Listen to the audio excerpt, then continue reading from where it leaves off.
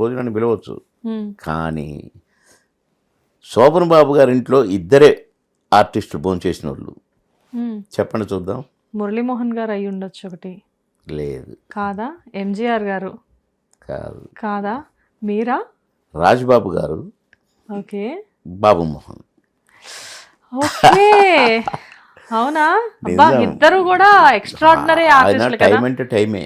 అలాంటిది నా కొరకు వెయిట్ చేసిండు ఆ రోజు. నేను ఏం లేదు షూటింగ్లో ఉంటే మా ఇంటికి భోజనానికి రా అని పిలిచిండు. ఓకే. అమ్మో, శోభన్ బాబు గారు పిలిచారు నిన్ను భోజనానికి. చిన్న విషయం కాదు ఇది.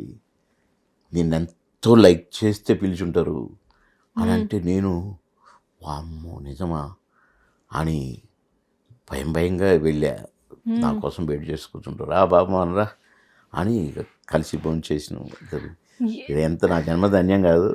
ఆయన అంత లైక్ చేసి, అంటే చాలా సిస్టమాటిక్ లైఫ్ అయింది. ఉమ్, టైం అంటే టైం. ఈ టైంకు బ్రేక్ఫాస్ట్ అంటే ప్రతిరోజు ఆ టైంకే బ్రేక్ఫాస్ట్, లంచ్ ఈ టైం కంటే ఆ టైంకే లంచ్, డిన్నర్ ఈ టైంకే డిన్నర్, అందరూ కలిసి చేయాల్సిందే. అదంతా ఒక సిస్టమ్. ఉమ్. అలాంటి శోభన్ బాబు గారు నన్ను భోజనానికి పిలిచి పక్కన కూర్చొని పెట్టుకొని, నేను భోజనం చేసినాక మళ్ళీ నేను వెళ్ళిన దాకా రూమ్లోకి వెళ్ళకుండా అలాగే నిలబడి నా కారు వెళ్ళిపోయినాక అప్పుడు తిరిగి రూమ్లోకి వెళ్ళిపోయాడు. అబ్బబ్బబ్బా, ఏంటి సార్ మీరు